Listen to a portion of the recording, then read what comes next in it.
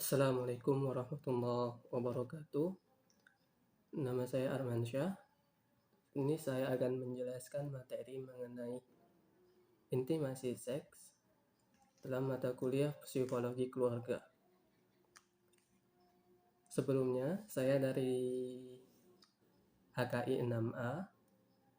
Saya ingin meminta maaf kepada Pak dosen karena saya tidak bisa melaksanakan perintahnya untuk memvideokan sambil mengumpulkan 7 orang atau lebih. Karena sekarang saya lagi di isolasi mandiri.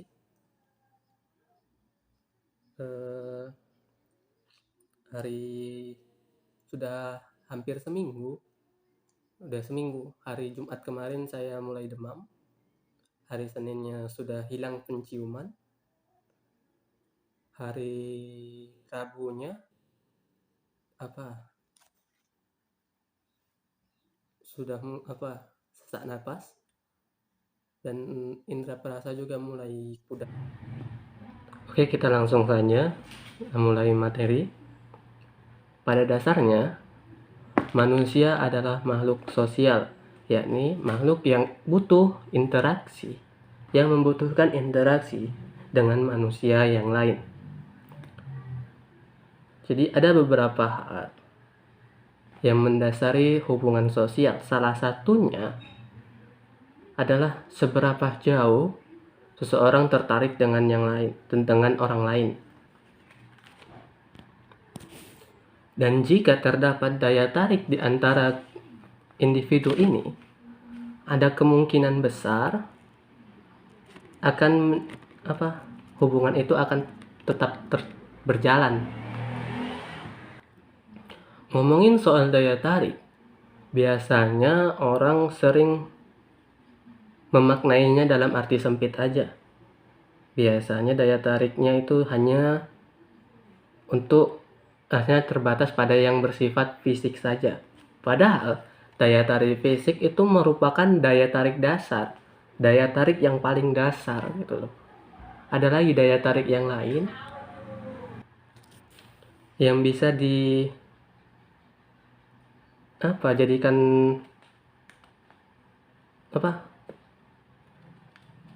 daya tarik dia gitu. Ada, bukan cuman daya tarik yang bersifat fisik aja. Karena biasanya orang cuman contoh lah ini ya. Ada orang yang menarik, dia wajahnya menarik, mukanya itu menarik, terus biasanya itu kan dikasih penilaian baik oleh orang lain. Orang yang ngasih penilaian baik itu berarti mempunyai sikap yang positif terhadap dia.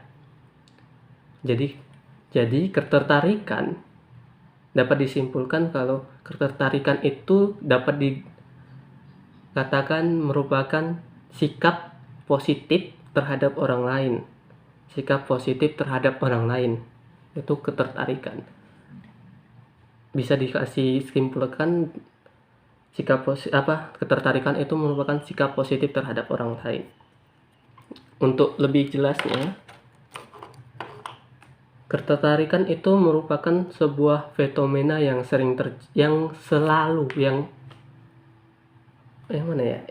dialami semua orang.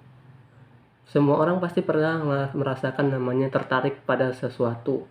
Tertarik pada lawan jenis kah? Tertarik pada yang teman kah? Dan terkadang ketertarikan itu berawal dari interaksi. Ini dari interaksi antara individu dengan yang lainnya. Karena kita makhluk sosial, pasti butuh yang namanya interaksi dengan orang lain. Berawal dari interaksi, kemudian berteman, tertarik, dan sebagainya. Semua itu diawali dari interaksi. Jadi ketertarikan itu tadi kan udah tertarik nih, berawal dari interaksi, kemudian udah tertarik, dia melahirkan suatu reaksi fisik yang disebut intimasi. Apa sih itu intimasi? Intimasi merupakan perasaan dalam suatu hubungan. Jadi yang berkaitan dengan dua orang atau yang berkaitan antara dua orang yang ditandai dari komunikasi yang ditandai dengan interaksi verbal atau nonverbal, kayak ngomong, keadaan mental, fisik, dan sosial. Jadi kayak tertarik, berhubungan lebih dekat dengan seseorang, itu intimasi. Untuk faktor yang mendasari ketertarikan, B ya, ini langsung aja yang B. B, faktor-faktor yang mempengaruhi ketertarikan. Jadi tadi kita jelaskan bahwa intimasi itu berawal dari interaksi antar individu. Interaksi itu melahirkan ketertarikan, kemudian yang didasari dari rasa suka atau tertarik dengan orang lain, gitu kan. Jadi ada beberapa faktor yang yang mempengaruhi ketertarikan ini.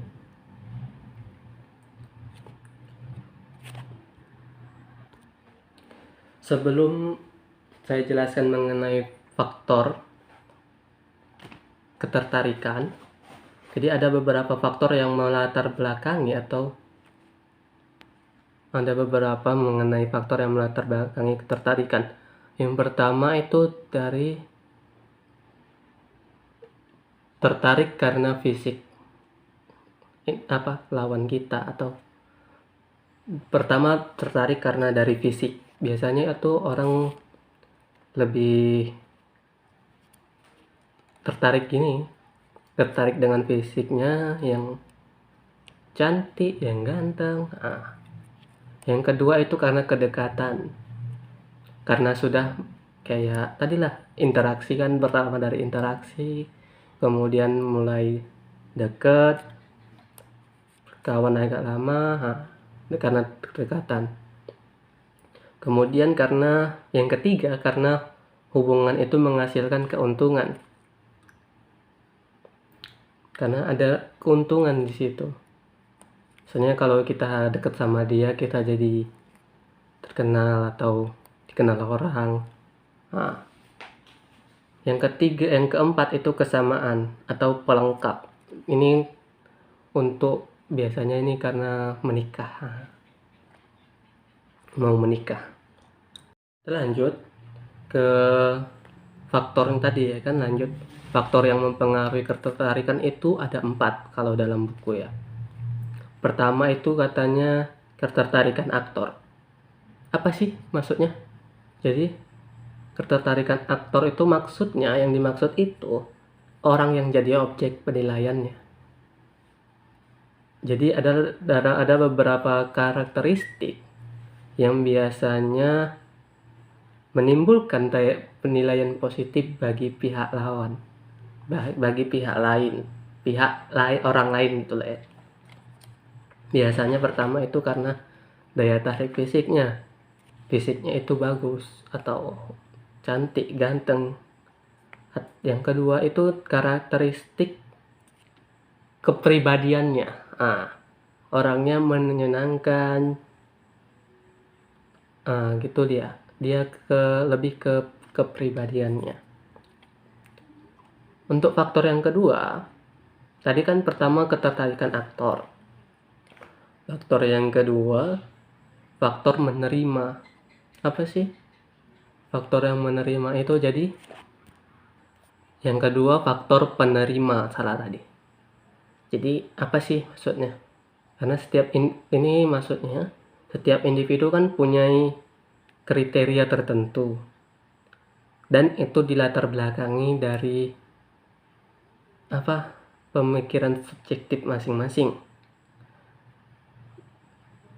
Itu tergantung pada latar belakang sosialnya, ekonomi, budaya. Jadi kayak mana ya, penerima itu dia menilai, orang yang menilai dia berdasarkan ini. Kalau misalnya ekonomi budayanya gimana, cocok, dia tertarik, atau sejalan sama ketertarikannya, budayanya, ekonominya sama, itu menimbulkan ketertarikan. Atau dia orang kaya jadi tertarik, kita ingin mendekatinya, itu ketertarikan, faktor penerima. Faktor yang ketiga itu ada variabel-variabel interpersonal. Ini variabelnya, yang pertama kesamaan. Jadi kesamaan pola pikir, tujuan, terus komplement. Jadi ada sebagai pelengkap. Komplement itu sebagai pelengkap dalam suatu hubungan. Misalnya dia nggak bisa A, rupanya si B, yang si A nggak bisa ini, si B bisa melengkapi. Gitu. Dan yang keempat, faktor situasi.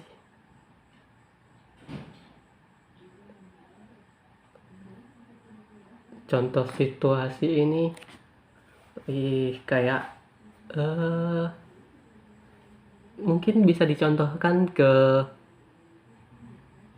adegan-adegan yang biasa ada di FTV mungkin ya. Biasanya orang awas kecelakaan gitu kan, awas mau ditabrak, kemudian dia dirangkul gini.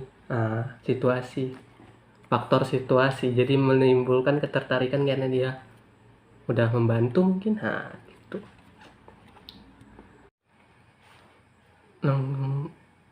Yang C, dinamika ketertarikan. Suami istri, hubungan suami istri itu bukan hubungan antar atasan dengan bawahan. Antara yang bukan, istri itu bukan bawahan yang bisa disuruh-suruh. Suami juga bukan atasan yang pantasnya menyuruh-nyuruh. Hubungan suami istri itu merupakan hubungan pribadi yang merdeka. Kalau katanya dalam buku siapa ya? Dalam buku siapa nih? Katanya Psikologi Pak Khairul Mufti Rambe. Jadi hubungan suami istri itu merupakan hubungan pribadi yang merdeka, pre-independent kalau katanya. Jadi pribadi yang menyatu dalam suatu wadah kesatuan yang utuh, dilandasi oleh kasih sayang, saling melindungi, saling melengkapi, dan bertanggung jawab, sama-sama bertanggung jawab dalam masyarakat yang berlandaskan ketuhanan yang Maha Esa.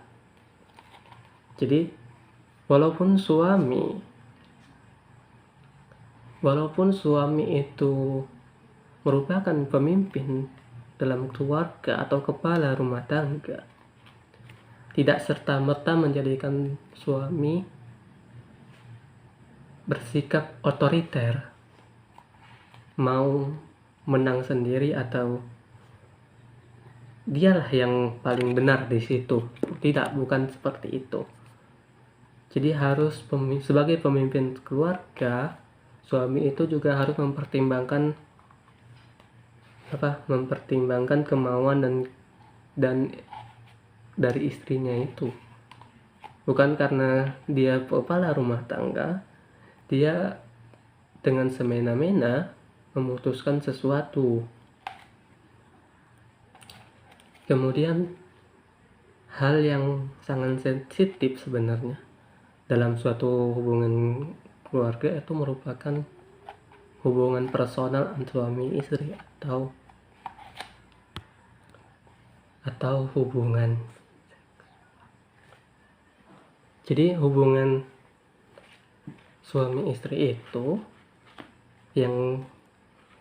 hubungan itu tidak boleh ada unsur pemaksaan.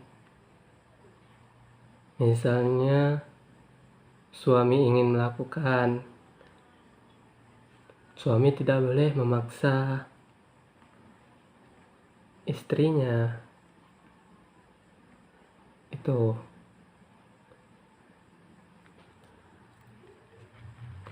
Oleh karena itu, dalam hubungan intim,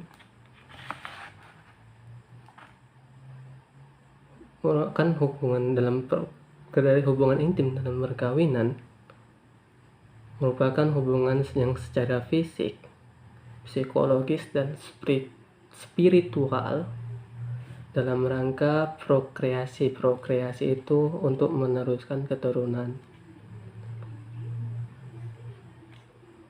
Jadi tidak boleh ada unsur pemaksaan ataupun kekerasan dalam rumah tangga yang lainnya. Lanjut ke yang D. Tadi C kan, efek daya tarik dalam intimasi. Jadi daya tarik itu kan tadi udah dijelaskan nih kan, itu berdampak baik pada kepribadian dan perilaku sosial seseorang.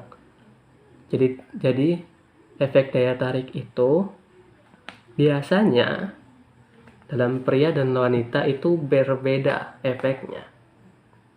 Meskipun daya tarik pada laki-laki dan perempuan itu juga itu sendiri, meskipun daya tarik pada wanita dan pria itu sendiri dipengaruhi oleh bagaimana dia berhubungan sosial tadi. Jadi ada beberapa hal yang kayak mana ya, lebih ke laki-laki pria yang menarik itu adalah pria yang lebih banyak menghabiskan waktu berhubungan dengan wanita. Artinya lebih gampang bergaul dengan lawan jenisnya. Kemudian dia sendiri merasa hubungan sosialnya itu baik. Jadi itu. Kemudian kalau wanita yang menarik biasanya lebih ke berhubungannya lebih sama, baiknya itu sama dengan yang laki-laki ke perempuan. Jadi dia ke perempuan juga berhubungan baik, ke laki-laki juga gitu. Kemudian juga dia merasa memiliki kualitas hubungan yang lebih baik, dan biasanya dia kurang mempercayai seorang pria. Sekali percaya, dia bisa percaya tapi kurang mempercayai. Kemudian yang tadi D, aturan dalam hubungan intim. Jadi kan salah satu fungsi keluarga adalah untuk mengembangkan keturunan dengan cara yang legal, ya kan. Kalau misalnya cara yang legal, ngapain nikah? Dan bertanggung jawab secara sosial maupun secara moral. Dan karena setiap kebutuhan biologis merupakan kebutuhan dasar setiap manusia, yang di semua manusia pasti punya kebutuhan biologisnya, baik itu laki-laki ataupun perempuan. Seks bukanlah hal yang tabu sebenarnya dalam Islam, tetapi karena seks itu merupakan aktivitas sah dalam perkawinan, aktivitas haram yang dihalalkan karena perkawinan. Karena kan dasar hukum seks itu haram menjadi halal karena perkawinan. Itu kalau nggak salah ya gitu.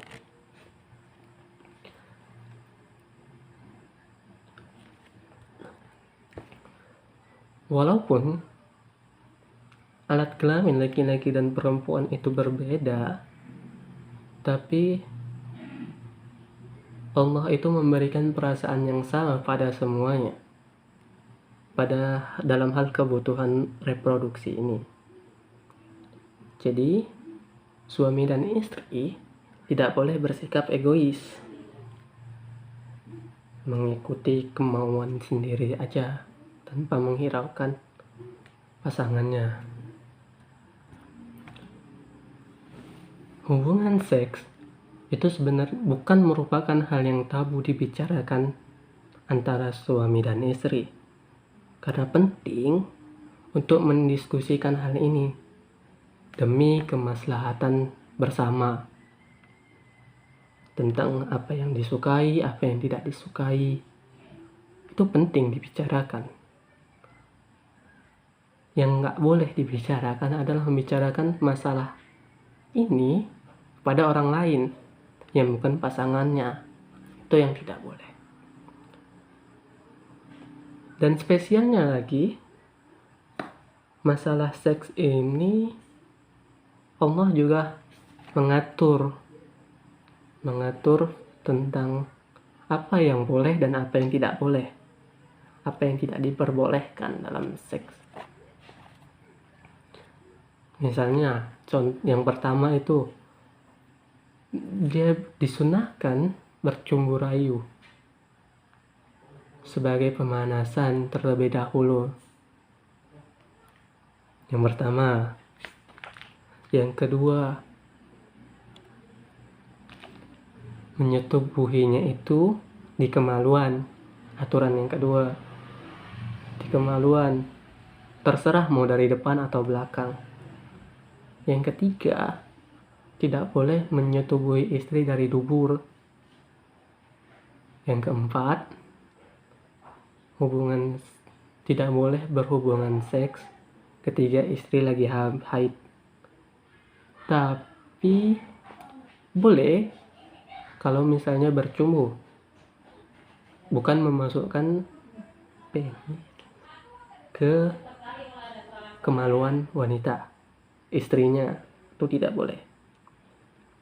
Yang keenam, boleh menyetubuhi wanita yang sedang menyusui. Kemudian yang ketujuh, istri hendaknya tidak boleh tidak menolak ketika diajak suaminya, kecuali misalnya istrinya lagi lelah atau apa, si suami itu mestilah gimana ya, memaklumi hal tersebut. Kemudian yang ke-8 yang tadi saya jelaskan, yang tadi saya sebutkan, bahwa tidak boleh menceritakan masalah hubungan suami istri ini kepada orang lain. Oke, barangkali ini aja penjelasan saya mengenai intimasi seks. Kurang lebih saya mohon maaf. Assalamualaikum warahmatullahi wabarakatuh.